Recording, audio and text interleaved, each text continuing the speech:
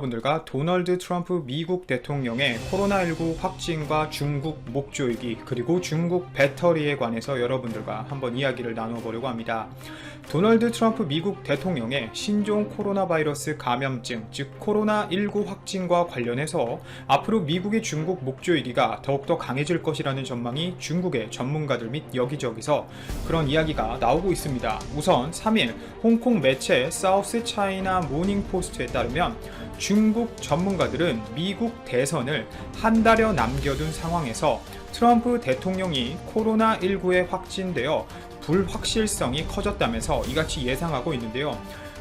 트럼프 입장에서는 사실 기분이 굉장히 나쁠만 하죠. 대선이 코앞으로 다가왔는데 중국은 아니라고 하는데 코로나19 덕분에 트럼프는 더 이상 대선을 위한 그렇다 할 만한 특별한 행동을 할 수가 없게 된 것이기 때문입니다. 당연히 이로써 중국은 긴장할 수밖에 없겠죠.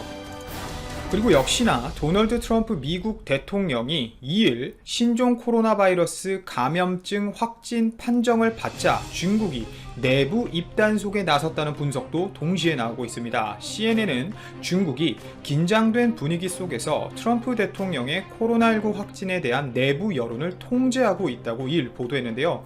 전 세계 언론들이 트럼프 대통령의 확진 관련 소식을 중점적으로 보도하는 가운데 중국 관영 CCTV와 이 공산당 기관지 인민일보 등은 아예 언급 자체를 자제하는 모양새를 보여주고 있습니다.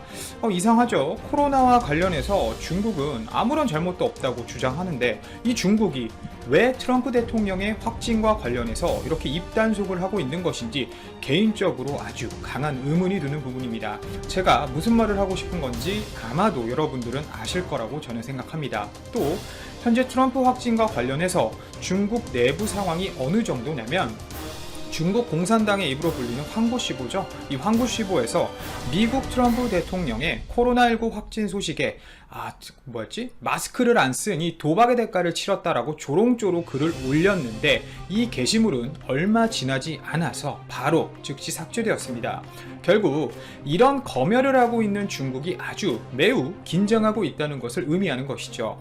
이번 사건 이후 트럼프 대통령이 코로나19 발원지인 중국에 더 강경한 노선을 취할 가능성이 높아졌다는 분석이 지배적입니다. 우선 이미 악화일로를 걷고 있는 이 미국과 중국 관계에 또 다른 불확실성이 생겼다는 이야기가 되겠죠. 막말로 세계 2차 대전에도 일본이 진주만 습격을 하다 어마어마하게 털렸었지만 백악관 주변에 직접적인 타격을 줄 생각을 하거나 이런 사례는 사실 역사상 없었습니다.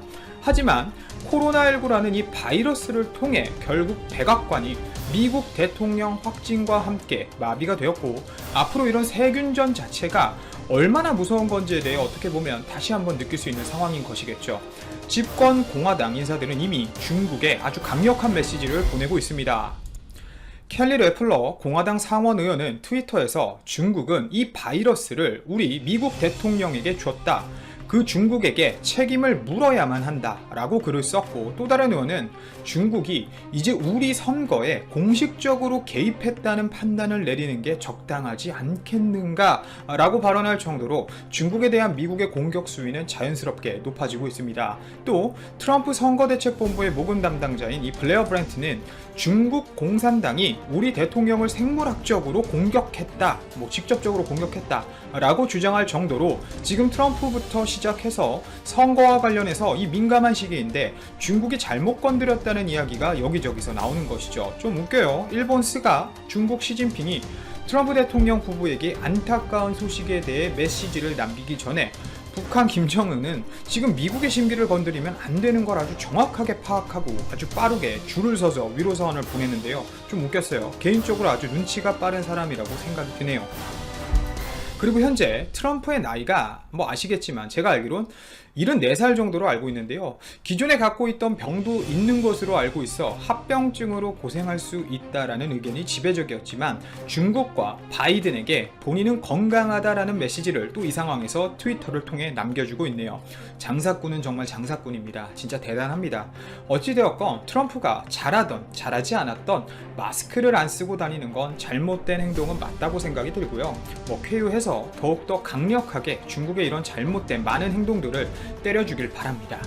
자, 다음은 우리나라 기업과 중국 기업에 대한 소식입니다. 배터리 전쟁과 관련된 이야기인데요. LG화학이 올해 1월부터 8월 글로벌 판매 전기차 탑재 배터리 점유율 1위를 지켰다고 제가 한번 말씀드린 적이 있습니다. 하지만 중국 내 전기차 판매가 급격히 늘면서 중국 CATL이 아주 턱 밑까지 추격해오고 있습니다. 한국, 중국, 일본 배터리 회사들 중에서 LG화학, 삼성 SDI, 중국 CATL, BYD 그리고 일본 기타 회사 등등 중에서 여전히 한국이 선두를 달리고 있지만 이런 추세라면 다음 달 순위가 뒤집힐 것이란 전망도 나오고 있어 우려가 되는 상황입니다. LG화학은 올 1월부터 8월 전 세계 전기차 시장에서 15.92GWh의 배터리를 공급했고 이는 지난해 같은 기간에 비해 공급 물량이 무려 106.7% 늘어난 수준이고 시장 점유율은 25%로 1위를 지킨 상황입니다. 삼성 SDI 같은 경우는 같은 기간 4.05GWh를 공급하면서 4위를 차지했고 SK이노베이션은 2.71GWh를 출하해 6위를 차지했습니다. 삼성 SDI와 SK이노베이션의 누적 출하량은 각각 58.8% 그리고 110.6% 증가할 만큼 우리나라의 배터리 시장력은 꽤나 굳건히 유지 중입니다. 하지만 문제는 중국 정부를 필두로 한 보조금 정책으로 우리나라에게 악재가 되고 있는데요. 올해까지는 어떻게 한국 업체들이 선전하고 있지만 중국 배터리 업체들의 추격은 더욱 거세지고 있다는 이야기입니다. 방금 말씀드린 이 보조금 정책을 바탕으로 말이죠. 특히 가장 문제가 되는 우리나라에게 있어서 중국 CATL은 올해 1월부터 8월 15.54GWh의 배터리를 공급 그리고 LG화학과의 격차를 0.38GWh로 줄였습니다. 시장 점유율은 24%로 LG화학과 1% 차이로 좁혀졌죠. 사실 인정하기는 싫지만 딱 8월 한 달만 놓고 본다면 CATL이 LG화학을 앞지른 상황입니다.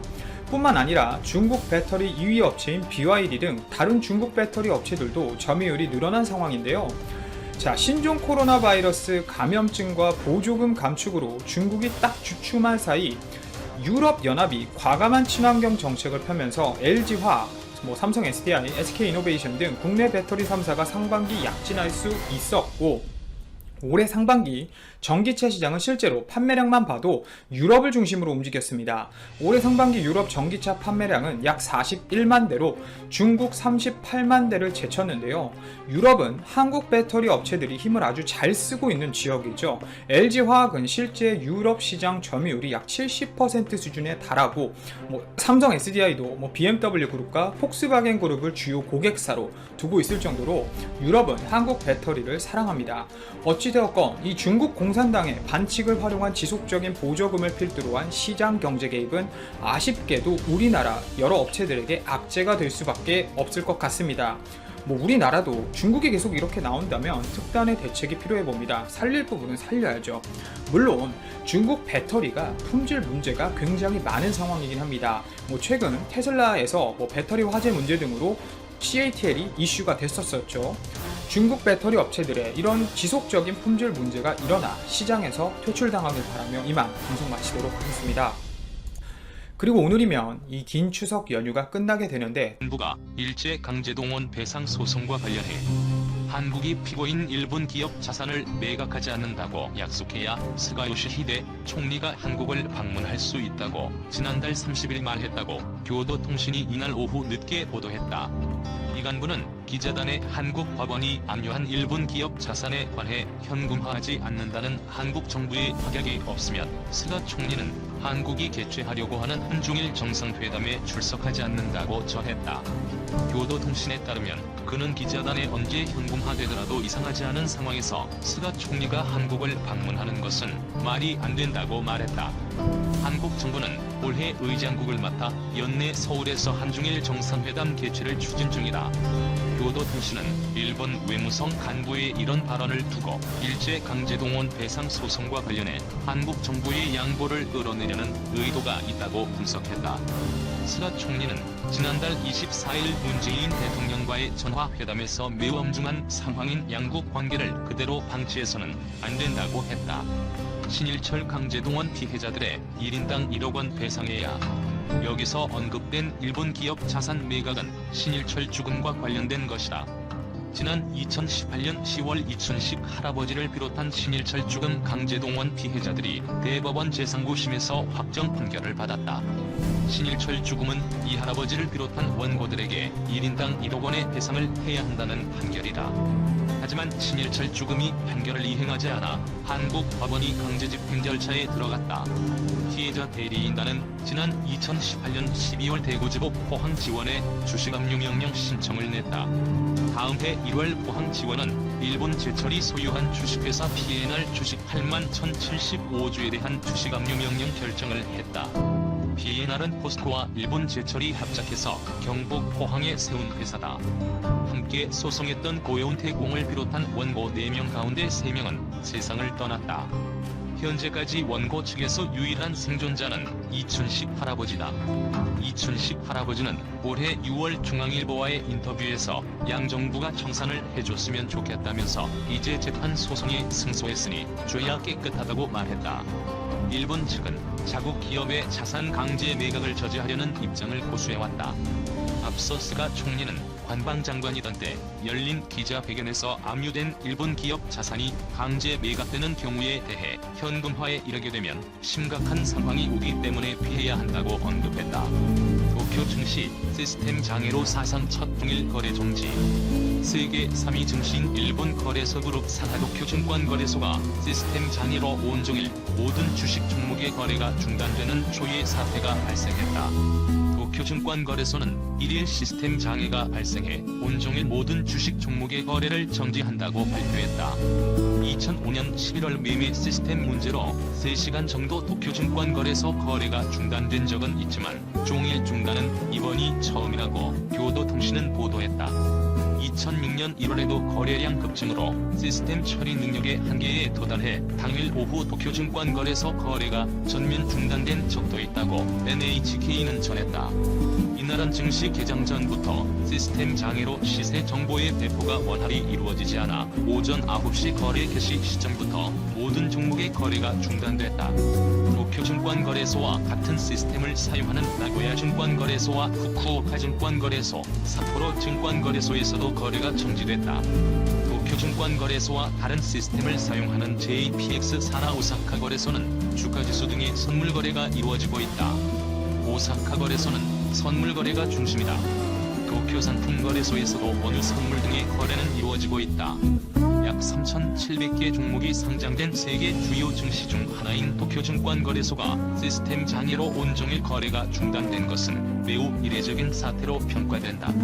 거래 중단 사태로 도쿄 증시의 주요 지수인 니케이 평균 주가와 도쿄증권 주가지수도 정상적으로 산출되지 않고 있다. 이날 히로기홀딩스 등 세 개사의 신규 상장이 예정돼 있었지만 매매가 성립되지 않은 상황이다. 가토 가스노부 일본 관방장관은 이날 기자회견에서 도쿄증권거래소 주식거래 중단 관련 질문에 시장의 중요한 인프라인 거래소에서 거래가 불가능해진 것은 투자자분에게도 거래 기회가 제한되는 것으로 매우 유감이라고 생각한다고 말했다. 가토 장관은 유감스러운 사태라면서 조속한 복구와 함께 다시는 이런 사태가 발생하지 않도록 대응하는 것이 중요하다고 강조했다. JPX와 거래소 측은 복구를 서두르고 있지만 언제 거래가 재개될지도 알 수 없는 상황이라고 일본 언론들은 전했다. 일본 금융청은 도쿄증권거래소에서 발생한 시스템 문제의 원인과 거래 재개 전망 등을 확인하고 있다. JPX에 따르면 도쿄증권거래소 상장사의 시가총액은 미국의 두 거래소에 이은 세계 3위 규모다.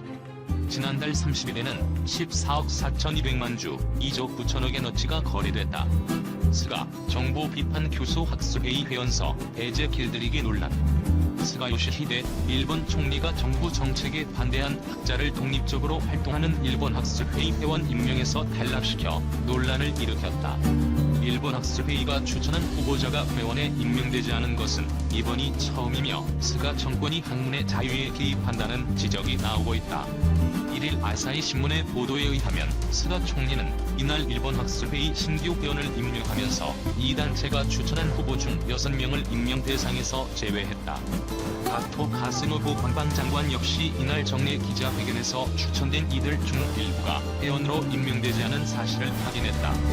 회원은 일본 학술회의 추천을 토대로 총리가 임명하게 돼 있는데 이번처럼 추천된 후보가 임명되지 않은 사례가 과거에는 없었다고 이 단체 사무국은 밝혔다. 임명되지 않은 이들 가운데 한 명은 앞서 아베 신조 정권 시절 추진된 안보법제 정비나 공모죄를 처벌하는 입법에 반대한 인물이다. 교도통신에 따르면 후보였으나 임명되지 않은 인물 중 한 명인 마스미야 타카아키 리스메이칸대 법과대학원 교수는 2017년 조직범죄처벌법을 개정해 공모죄를 신설하는 입법이 추진될 때 참의원 법무위원회의 참고인으로 출석해 전후 최악의 치안법이라고 비판한 바 있다. 정부 정책에 반대한 학자가 임명에서 탈락하는 전례 없는 사건이 벌어지면서 정치 권력으로 학문을 길들이려고 한다는 비판이 나온다. 마스미야 교수는 형식상 임명권자는 총리지만 학술회의의 추천 기준은 학문의 업적이라며 이것은 학문의 자유에 대한 개입이라고 마이니치 신문의 의견을 밝혔다. 아즈미 준 이폰 민주당 국회대책위원장은 이번 사태에 관해 정치적 의도를 가지고 한 것이라면